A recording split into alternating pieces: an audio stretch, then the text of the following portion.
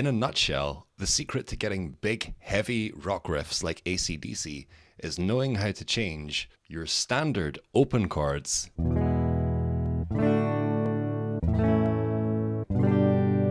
into power chords.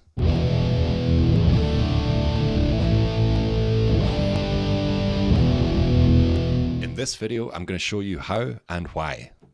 So it's no secret that ACDC use a lot of open chords in their songs, but they're not the standard open chords. You'll hear people say things like Back in Black, that's just E, A, and D, or Highway to Hell, that's just A, D, and G. Something I notice whenever people use the word just, I almost always find there's more to it than what they're saying, and that's definitely the case here. So what actually happens if you play normal open chords in ACDC songs? It sounds pretty ridiculous. It sounds almost like a kid's party version. It's not like ACDC at all. So what's going on? Well, the answer is they're power chords. ACDC play power chords in their riffs, but not the type of power chords that you're probably familiar with already. The 3-finger, the classic power chord shape. So not power chords like that, but they convert their open chords into power chords. So how do we do that? In a normal open chord, there are 3 notes. I know it looks like more, but that's only because they're doubled up on the guitar strings, or even trebled up in some cases. So if we break down what's going on in a chord, E. That has E, B, E, G sharp, B, and E. So the 3 notes in that are E, G sharp, and B. And it's the G sharp, it's the middle one, that gives this chord its color, its major characteristic. Now, in minor chords, it's the same deal, but the middle note is 1 fret lower. So if I take E minor, the G sharp's now moved down to G. So we've got a lower middle note, and that's what creates a minor chord flavor. Now, in a power chord, we don't want that middle note at all. That middle note of the chord, whether it's major or minor, it's a dissonance, meaning that it's a slightly unstable sound, and this gets worse the more distortion you have on. So to convert open chords into power chords, what we need to do is mute the string that chord coloring note appears on. So here's the normal chord of E. And here's the ACDC version. I'm going to change my angle so that you can see what I'm doing. So I'm holding down the A string and the D string at the 2nd fret, but I'm doing it with 1 finger. And when it comes to the G string, that's the one that we want to mute, because that's where the coloring note lies. So we don't want that, but we don't want the open string either. We want to shut that string off entirely. So when we do this with the index finger, we want to hold the A and D strings, but come up and away off the strings just after, so that we're actually touching. We're touching that G string, preventing it from sounding. Now if I just go ahead and strike all the strings, sounds great. So we're not hearing that major or minor string. It's been eliminated. So we're only now hearing the root and the 5th. So we're just hearing a power chord. And that power chord will sound killer no matter how much distortion you have.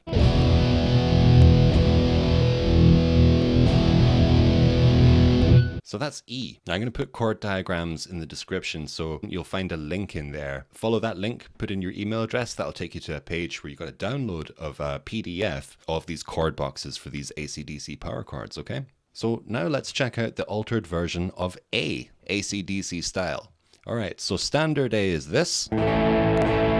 Horrible chord, that. It's a real fight to get your fingers on, or it is in the beginning anyway. I wrestled with that for months. So the ACDC version is very similar to the E, but we're going to fret strings D and G at the 2nd fret, and again we're going to do it with the 1 finger, so it's a little bit like a bar, but unlike a bar in that you're not just flattening your finger on the whole strings. You're trying to, it's kind of a selective bar. You're trying to bar just those 2. So you can see here, okay, it's not just a bar. I'm not just flat on the guitar.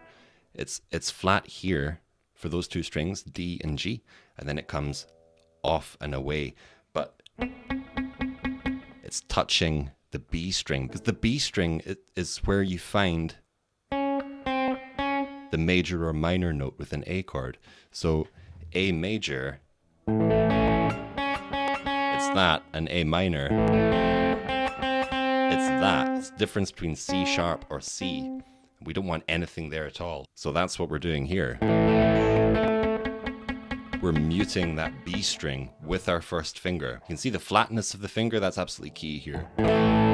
So we want to be flat on those two strings, D and G, but then coming away and muting the B string on the way.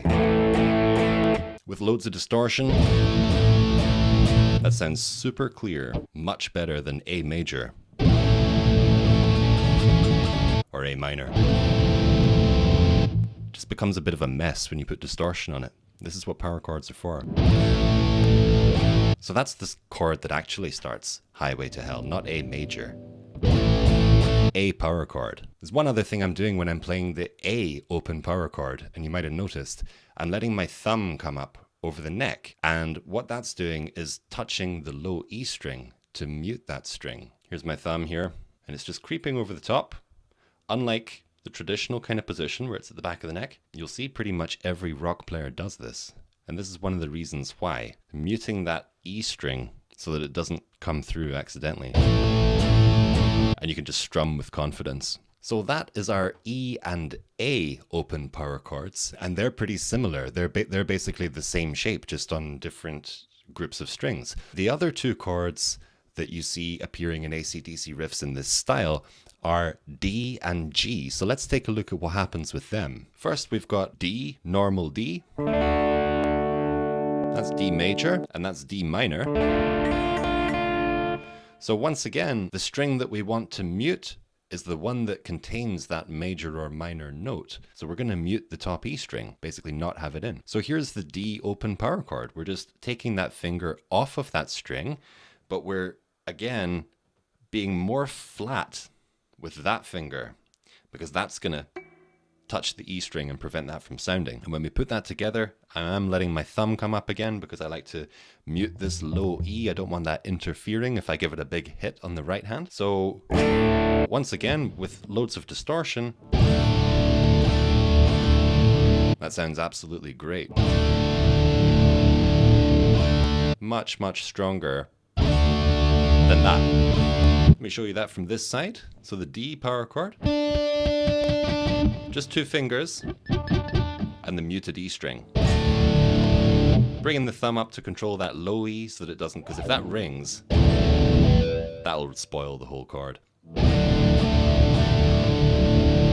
So there we have it. And our final open power chord in this style is G. So let's take a look at G, how we do that.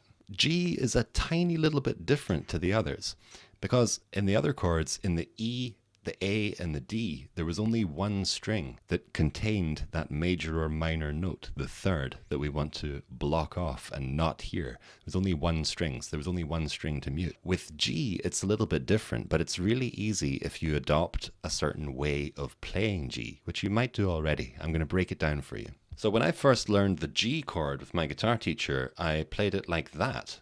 So frets wise, that's from the low E string, that's 3, 2, open, open, open, 3.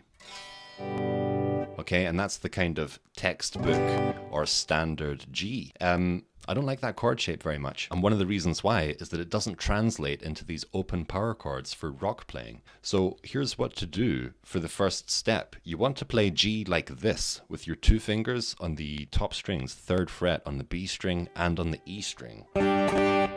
And that's very important, because basically what we're doing is, instead of playing the open B string, we're bringing that up to a D, and the B is the 3rd of the G chord. So if we had that major note on an open string, there'd be no way to block it off, and that would be a real problem. But if we play our G like that, we don't have this. We just double up the 5th on that string. Okay, so that's a kind of neutral tone. that doesn't color the chord. And once we're set up like this, it's very easy to play the AC/DC rock style of G, because basically you just remove that index finger that doesn't need to be there. Make your middle finger a little bit more flat so that it touches the A string, because we don't want to hear the A string. The B is the major note of the G chord, so we're going to cancel that. Once again, my middle finger there is flat enough to catch that A string on its way past, but it's not barring the guitar. It's all to do with angles. Rather than being like this, it's more like that. And that's just allowing the flesh of the finger just to catch that string and silence it. So those are the rock open chords. These are the chord shapes that you hear AC/DC using, not the standard open chords, these open power chords. As well as sounding really cool, one of the big advantages of these power chords is that they're actually easier to play than the standard chords. They involve less fingers. And once you get used to using them, you can change between them extremely quickly. So I've been talking about this as a thing that AC/DC do, but this is what people are actually doing in big distorted rock songs. A lot of this has to do with having distortion on your guitar, because major or minor notes, they break up and they basically sound like a bit of a mess when there's distortion on. So this is something you'll see when you've got a Guns N' Roses riff or a Led Zeppelin riff or an Alice in Chains riff. Basically any type of heavy rock band, this is what they're doing. They're not playing standard open chords at all. They're playing these. They're playing open power chords, not campfire chords. Once again, it's just one of these things that's not really said. So now you know what's really going on. You can practice these chords and incorporate that into your rhythm playing, and this will help you get far better sounding rock rhythm parts. If you've enjoyed this video, hit the like button so that YouTube can recommend it to other guitar players like you, and consider subscribing to the channel because I will be releasing more videos in future. So if you hit the red button and the little bell beside it, you'll get notified when my next video comes up. Thanks for stopping by today, and I'll see you in the next video.